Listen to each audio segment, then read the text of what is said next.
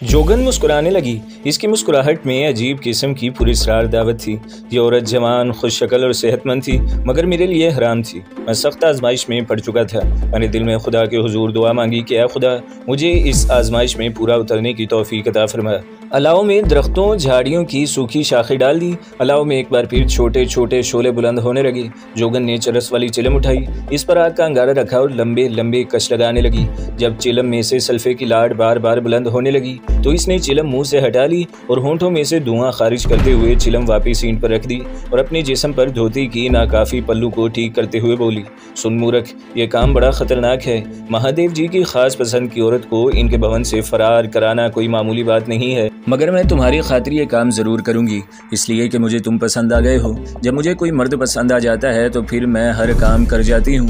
फिर मैं महादेव जी की भी परवाह नहीं करती। मैं कामदेव की चेली हूँ। काम शास्त्र में लिखा है कि ऐ स्त्री, ऐ औरत, अगर तुझे कोई जवान मनुष्य पसंद आ जाए तो इससे विषय भोग कर, इससे पूरा लाभ उठा और सिवाय काम देवता के और किसी देवता की परवाह न करना। काम देवता तुम्हारी खुद हिफाजत करेगा।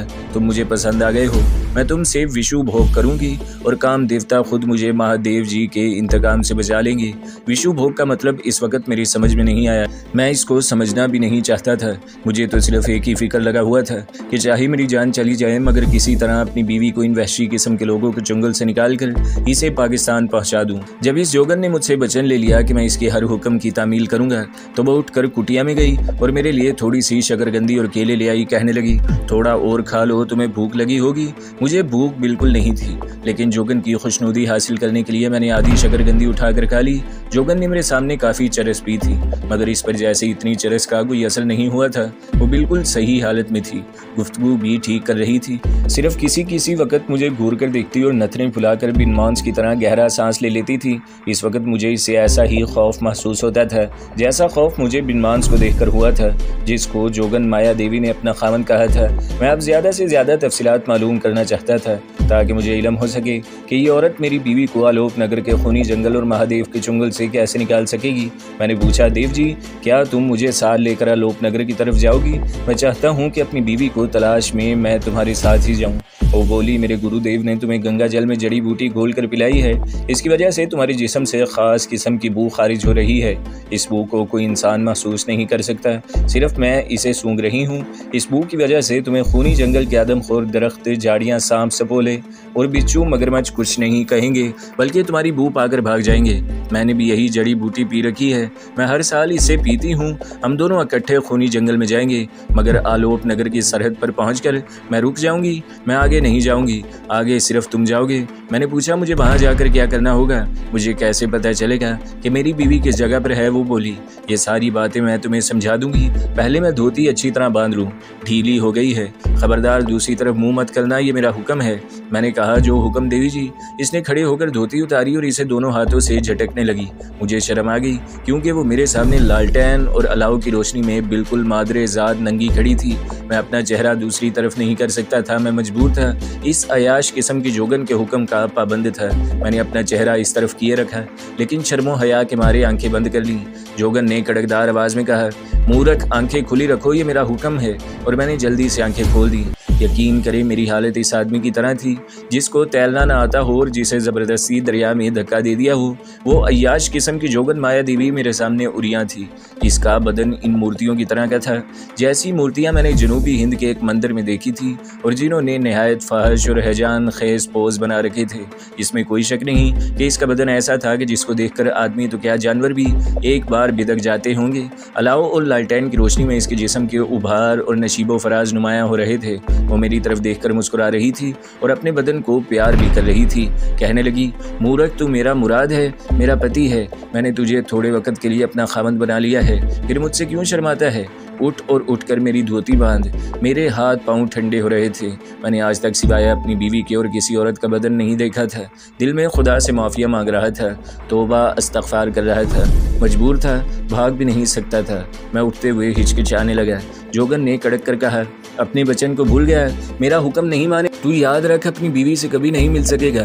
मैं दिल में दिल्ली के जोगी को कोस रहा था कि इसने मुझे किस मुसीबत में ही डाल दिया है। मेरे वहमो गुमान में भी नहीं था कि असल मुसीबत अभी आने वाली थी। ये तो नमूना था, असल ड्रामा बाद में शुरू होने वाला था। मैं जल्दी से उठा और धोती पकड़कर जोगन को बांधनी शुरू कर दी।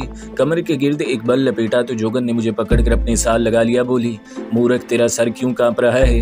क्या अपनी बीवी के पास जाकर भी तू कांपता है? मैंने घबराहट में जल्दी जल्दी इसके जिस्म पर धोती लपेटी और वापस अलाव के पास आकर बैठ गया। इस वक्त मेरे अंदर भी एक अलाव रोशन था, मेरे अंदर भी एक आग सी लग गई थी। शायद ये नेचर का तकाजा था। मैं बार बार खुदा से माफिया मांग रहा था। जोगन धोती से अपने जिस्म को ढांप कर मेरे सामने बैठ गई। कहने लगी, तुम आज रात मेरी कुटिया में आराम करोगे, हम कल किसी वक्त खूनी जंगल की तरफ जाएंगे। मैंने अपनी जज्बाती हिजान पर काफी हद तक काबू पा लिया था। मैंने कहा, देवी जी, मेरे पास एक लंबा चाकू है, शायद रास्ते में इसकी जरूरत पड़ जाए।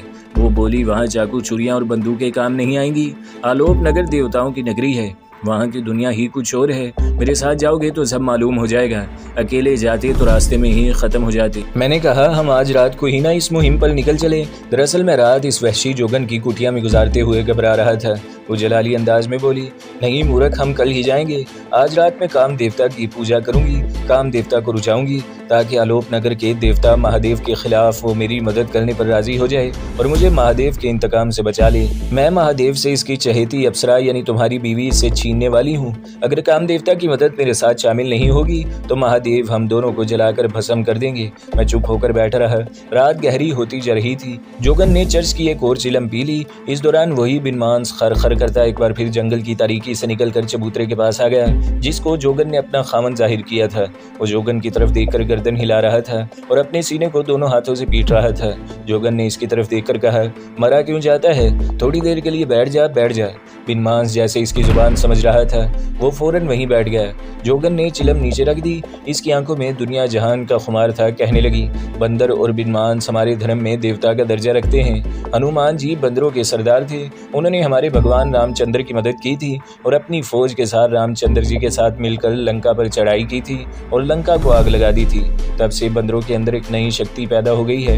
इनके पास ऐसी ऐसी खुफिया ताकतें हैं कि अगर औरत किसी बिनमांस या बड़े बंदर से शादी कर ले तो वो कभी बूढ़ी नहीं होती, इसके बाल कभी सफ़ेद नहीं होते, ना ही इसके जिस्म पर झुर्रियाँ पड़ती हैं। तुमने मेरा जिस्म देखा है, तुम्हें एक भी झुर्री नजर नहीं आई होगी। 5 बरस से ये बिनमांस मेरा खामद है। तब से लेकर आज तक मेरे अंदर जवानी की नई ताकत पैदा हो गई है। मेरी उम्र खास 70 साल की भी हो जाए मगर मेरा जिस्म इसी तरह जवान रहेगा। ये एक राज है जो काम देवता ने सिर्फ मुझ पर जाहिर किया है। काम देवता हमारे धर्म में जिनसी मोहब्बत और 2 जिस्मों की मिलाप का देवता है। हमारे हिंदू धर्म की किताब काम सूत्र में 2 जिस्मों की मिलाप के 1000 तरीके बयान किए गए हैं। ये सारे तरीके देवता कामदेव ने खुद लिखवाए थे जब वो आदमी का रूप धार कर दुनिया में आए थे। जोगन चरस के नशे में बोले जा रही थी और इसकी कोई बात मेरी समझ में नहीं आ रही थी, सिवाय इसके कि वो एक जानवर किस्म की औरत है और जानवरों की तरह जिनसी रुझान की मालिक है, वरना एक आम औरत, एक शरीफ और नॉर्मल औरत कभी इस किस्म की वाहियात बातें नहीं करती। बिनमांस इसी तरह चबूतरे के पास नीचे बैठा अजीब लालची नजरों से जोगन की तरफ मुसलसल देख रहा था। कभी कभी वो जोर से अपना सीना पीट लेता। जोगन कह रही थी, मैं इस बिनमांस से रोज रात को मालिश करवाती हूँ। मैंने अपना सर पकड़ लिया। या खुदाया, ये तूने मुझे किस आजमाइश में डाल दिया है? मुझे इस औरत से बचा लेना। कहने लगी, तुमने ये नहीं पूछा कि बिनमांस मेरी मालिश कैसे करता होगा? मैं चुप रहा। इसने सख्त लहजे में कहा, पूछो कि बिनमांस मेरी मालिश कैसे करता है, ये मेरा हुक्म है। मैंने बादल नखास्ता पूछा, देवी जी बिनमांस तुम्हारी मालिश कैसे करता है? वो अब झूमने लगी। चरस के नशे का असर था। कहने लगी, बिनमांस की जुबान बड़ी लंबी होती है। जब वो किसी औरत के बदन को देखता है तो इसकी जुबान से खास किस्म का तेल निकलने लगता है। इस तेल में बड़ी शक्ति होती है। ये तेल औरत के जिस्म को फिर से जवान कर देता है। बिनमांस जो मेरा खामन भी है अपनी जुबान से मेरी मालिश करता है। ये कहकर वो खिलखिलाकर हंस पड़ी और बिनमांस की तरफ इशारा करके बोली, मेरे पति देव आ जा, आ जा। वो उठी। इसके साथ ही बिनमांस भी उठ खड़ा हुआ। वो उछलकर चबूतरे पर आ गया। जोगन ने बिनमांस की उंगली पकड़ी और मेरी तरफ देखकर कहा, मैं अभी मालिश करवा कर आती हूँ, तुम भाग मत जाना। याद रखो, अगर भाग गए तो मैं तुम्हारा पीछा नहीं करूंगी, लेकिन फिर तुम अपनी बीवी का मुंह कभी नहीं देख सकोगे। वो बिनमांस को लेकर कुटिया के अंदर चली गई। मैं अलाव के पास बैठा था। मैंने अपना सर पकड़ लिया। मैं खौफ ज़दा हो गया। खुदा जाने ये वहशी औरत मेरे साथ किस किस्म का वहशियाना सलूक करने वाली थी। किसी वक्त ख्याल आता कि सब कुछ छोड़ छाड़ कर वापस भाग जाऊं, फिर ख्याल आता कि अगर भाग गया तो जमीला को कभी ना पा सकूंगा। फिर ख्याल आता कि जहन्नम में जाए या जोगन वोगन, मैं अकेला ही जंगल में अपनी बीवी की तलाश में निकल पड़ता हूँ। जंगल की तरफ निगाह डाली तो कुछ फासले पर खूनी जंगल के दरख्त तारीकी में जिन भूतों की तरह मुंह फाड़े खड़े मुझे खा जाने वाली नज़रों से देखते महसूस हुए। ख्याल आया कि खाली जंगल होता तो मैं बेधड़क निकल पड़ता, मगर यह खूनी जंगल है जिसके बारे में देहाती ने भी मुझे बताया था कि इस तरफ जो कोई गया वापस नहीं आया। वहाँ मगरमच्छों से भरे हुए जोहड़ हैं, हाथियों को साबित निकल जाने वाली दलदलें हैं, आदमियों से चिमट कर इनका खून पी जाने वाली बेलें हैं, आदमियों का गोश्त खा जाने वाले दरख्त हैं, जहरीले सांप हैं। अगरचे मेरे जिस्म की बू मुझे इन मगरमच्छों, आदमखोर दरख्तों और जहरीले सांपों से बचा सकती थी, मगर बंदरों और अजदों का मैं मुकाबला नहीं कर सकता था। और फिर मुझे कुछ मालूम नहीं था कि खूनी जंगल में गुमशुदा शहर किस तरफ को है और वहाँ कौन सा रास्ता जाता है। देहाती आदमी ने मुझे ये भी बताया था कि खूनी जंगल में ऐसे खूनख्वार बिनमांस रहते हैं जो आदमी को देखकर इस पर टूट पड़ते हैं और इसकी तिक्का बोटी कर देते हैं। इसके अलावा देहाती आदमी ने दिल्ली वाले जोगी की इस बात की भी तस्दीक की थी कि आलोप नगर के महल के खंडर पर एक अजदहा अपने सांस से आदमी को खींचकर साबित निकल जाता है। ये सब कुछ सोचकर मैं वहीं अलाव के पास बैठा रहा। सच पूछे तो खूनी जंगल में अकेला जाने को मेरा हौसला नहीं पड़ रहा था। कुछ समझ में नहीं आ रहा था कि क्या करूं और क्या न करूं। आखिर यही सोचकर बैठा रहा कि इस वहशी जोगन का अजाब झेलना होगा और इसी के साथ आलोप नगर जाकर अपनी बीवी को वापस लाने की कोशिश करूंगा। इसके सिवा और कोई चाराकार भी नहीं। मैंने कुटिया की तरफ देखा। इसका बांस का दरवाज़ा एक तरफ को हटा हुआ था। जोगन लालटेन अपने साथ अंदर ले गई थी। लालटेन कुटिया के बाहर ही जल रही थी। अंदर से किसी वक्त बिनमांस के गुर्राने और खरखराने की आवाज़ आ जाती थी। इसके बाद खामोशी छा जाती थी। मैं अपनी बीवी जमीला के ख्याल में गर्क था और सोच रहा था कि हम दोनों किसी नागहानी मुसीबत में फंस गए हैं। या अल्लाह पाक, तू ही हमें इस मुसीबत से निजात दिला सकता है। काफ़ी देर के बाद कुटिया के अंदर से पहले बिनमांस निकला। वो उछलता कूदता, सीने पर जोर जोर से दोनों हाथ मारता, हलक से अजीबो गरीब आवाज़ें निकालता बाहर आया और चबूतरे पर से कलाबाजियाँ लगाकर नीचे कूदा और दौड़ता हुआ जंगल की तारीकी में गायब हो गया। इसके बाद जोगन माया देवी अपने बालों का जोड़ा बनाती कुटिया से बाहर आई। इसके बदन का जो हिस्सा नंगा था वो इस तरह चमक रहा था जैसे इस पर तेल की मालिश की गई हो। वो मुस्कुराती हुई मेरे पास आकर बैठ गई। इसने अलाव में खुश्क झाड़ियाँ डालकर आग को दोबारा रोशन कर दिया। रात को हल्की हल्की खनकी हो गई थी। मैं अलाव के पास बैठे बैठे थक गया था। चाहता था कि किसी जगह लेट जाऊं, मगर मैं कुटिया के अंदर जाते हुए घबरा रहा था। मुझे मालूम था कि अगर मैं कुटिया के अंदर गया तो वहशी औरत मेरे साथ वही सलूक करेगी जो बिनमांस ने इसके साथ किया है। वो कहने लगी, मूर्ख मर्द, तुझे नींद तो नहीं आ रही?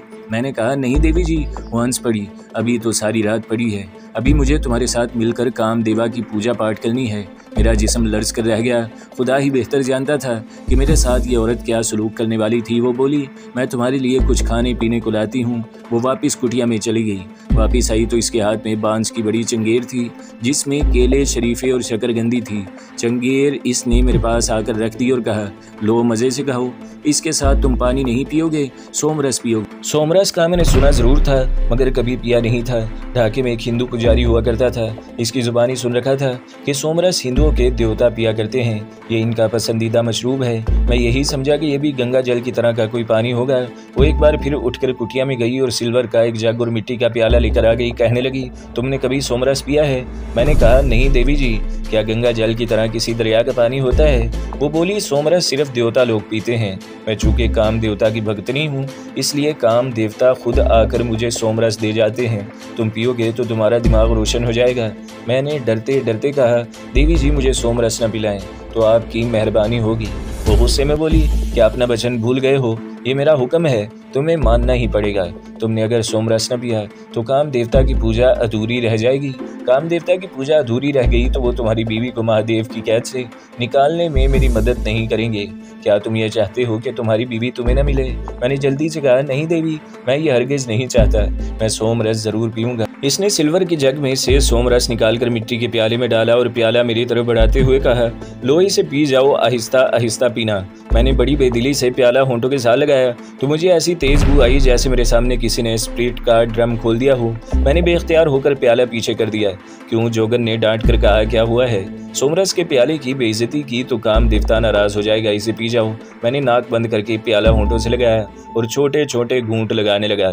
मुझे ऐसे महसूस रहा था जैसे मेरे हलक में आग उतर रही है। तेजी से मैंने प्याला ख़त्म करके नीचे रख दिया। मेरे हलक से जैसे गरम गरम भाप निकलकर हवा में तहलील हो गई।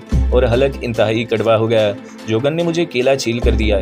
इसे खा जाओ, गणेश जी महाराज केले बड़े शौक से खाते हैं, ये भी देवताओं का फल है। मैं जल्दी जल्दी सारा केला खा गया। केला मीठा था, इससे मेरे हलक की कड़वाहट किसी हद तक दूर हो गई, मगर जिगर में जैसे आग सी लग गई थी। आंखों से सेंक निकलने लगा था, सर भारी हो रहा था। अचानक मुझे ख्याल आया कि ये शराब है जिसको जोगन सोमरस कह रही थी। मैंने इससे पूछा, ये शराब तो नहीं थी देवी? वो इस वक्त अपना प्याला पी रही थी। प्याला चढ़ाने के बाद इसने नथनी फुलाकर अजीब सी आवाज़ निकाली और बोली, कौन दुष्ट इसे शराब कहता है? ये देवताओं का सोमरस है और काम देवता आकाश से मुझे खुद ला कर देते हैं। ये लो और पियो। इसने ज़बरदस्ती मुझे दूसरा प्याला भी भरकर पिला दिया। दूसरा प्याला पीने के बाद मेरा हलक पहले की तरह कड़वा नहीं रहा था। मुझे अपना सर भी हल्का हल्का लगने लगा था। जिस्म में हल्की हल्की गरमाइश तवानाई बनकर फैलने लगी थी। जोगन माया देवी पर भी ऐसी ही कैफियत तारी थी। कहने लगी, अंदर चलो, काम देवता की पूजा का वक़्त हो गया है। वो उठी और लालटेन कुटिया के अंदर ले गई। मैं इसके पीछे पीछे एक दस्त बस्ता गुलाम की तरह चल रहा था। इसने कुटिया का दरवाज़ा बंद कर दिया। कुटिया के अंदर हिरन की छाल बिछी हुई थी। कोने में किसी देवता की मूर्ति चौकी पर रखी हुई थी। जोगन ने मूर्ति के आगे दिया रोशन करके लोबान सुलगा दिया। कुटिया में बहुत जल्द लोबान की तेज़ बू फैल गई। मेरा सर चकराने लगा। मैं वहीं बैठ गया। जोगन मूर्ति के आगे आलती पालती मारकर बैठ गई और हाथ बांधकर किसी अजीब जुबान में श्लोक गुनगुनाने लगी। देर तक वो श्लोक गुनगुनाती रही। थोड़ी थोड़ी देर बाद वो लोबान में से उठता हुआ धुआं हाथ से अपने चेहरे पर मलती। श्लोक ख़त्म करने के बाद इसने धोती नुमा साड़ी उतार कर एक तरफ रख दी और मेरी तरफ लाल लाल आंखों से देखते हुए बोली, काम देवता हाजिर हो गए हैं, पूजा का आखिरी वर्तन होगा। मैं जैसे अपने होशो हवास में नहीं था। वो जो हुक्म देती थी मैं बंदा बेदाम की तरह इसे बजा लाता था। काम देवता की पूजा शुरू हो गई। मुझे कुछ होश नहीं था कि मेरे साथ क्या हो रहा है। दिल में सिर्फ एक ही ख्याल था कि इस औरत की मदद के बगैर मैं अपनी बीवी को हासिल नहीं कर सकता। सारी रात काम देवता की पूजा जारी रही। न जाने किस वक्त मैं नींद जान सा होकर हिरन की छाल पर सो गया। आंख खुली तो कुटिया के अंदर धूप आ रही थी। मैं जल्दी से उठ बैठा। मेरा सर बोझल हो रहा था। जोगन माया कुटिया में नहीं थी। मैं उठकर बाहर आया। अलाव बुझ चुका था। धूप फैली हुई थी। चबूतरे के सामने की जानिब दूर तक घास और झाड़ियों का मैदान था, जिसके सिरे पर खूनी जंगल के दरख्त नजर आ रहे थे। इतने में जोगन भी आ गई। इसके बाल गीले थे। वो नहा कर आई थी। कहने लगी, काम देवता ने मेरी पूजा स्वीकार कर ली है। वो तुमसे भी बहुत खुश हैं। अब तुम्हारा काम हो जाएगा। काम देवता इस मुहिम में हमारी हिफाजत करेंगे। जाओ तुम भी स्नान कराओ। सामने वाली झाड़ियों के पीछे तालाब है। मैं तालाब की तरफ चल पड़ा। मुझे देख कर या मेरे जिस्म की बू पाकर झाड़ियों में से खरगोश घबरा कर भाग खड़े हुए। मैंने तालाब में गुस्ल किया और वापस आ गया तो जोगन चावल उबाल रही थी। वो मेरी तरफ देखकर मुस्कुरा रही थी। मैं इसके पास ही बैठ गया। मैंने पूछा, यहाँ तुम्हें फल और चावल वगैरह कौन ला कर देता है? वो बोली, फल फ्रूट मेरा बिनमांस खावन मेरे लिए ले आता है। चावल और चाय मैं खुद गाँव में जाकर लाती हूँ। हमने वहीं चूल्हे के पास बैठ कर चावल खाए, चाय पी। मैंने इससे पूछा कि हम आलोप नगर की जानिब किस वक्त रवाना होंगे? वो बोली, दिन के तीसरे पहर यहाँ से निकलेंगे, लेकिन तुम इस हुलिया में मेरे साथ नहीं जाओगे। तुम्हें जोगी साधुओं वाला हुलिया बनाना पड़ेगा। मैंने कहा, मेरे पास तो साधुओं का लिबास नहीं है। वो बोली, साधुओं को लिबास की ज़रूरत नहीं होती। मेरे पास एक गिरवी धोती है, तुम वही अपने जिस्म पर लपेट लेना। पाँव में जूती बेशक यही पहन लेना। जोगन ने तीसरे पहर मेरे कपड़े उतरवा कर मेरे सारे बदन पर चूल्हे की राख मल दी। सर में भी राख मल दी। मेरे बालों की मरोड़ियाँ सी बना दी। फिर मुझे साधुओं वाली जाफरानी रंग की धोती पहनाई, जिसका एक पल्लू मैंने कांधे पर डाल लिया। कहने लगी, अब तुम मेरे साथ आलोक नगर में दाखिल हो सकोगे। मैंने पूछा कि हम आलोक नगर में दाखिल हो सकेंगे?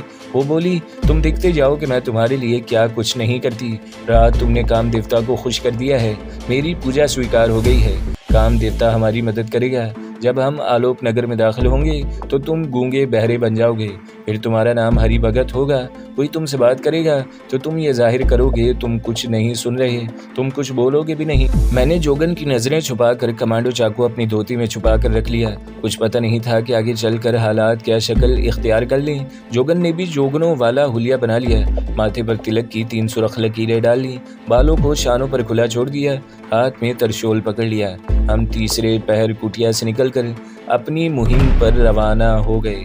तो दोस्तों, अगली किस्त सुनने के लिए हमारे चैनल को ज़रूर सब्सक्राइब करें, वीडियो को लाइक करें और बेल के आइकन पर भी क्लिक कर दें, ताकि हर जो आने वाली वीडियोज़ हैं वो आपको सबसे पहले मिलती रहें।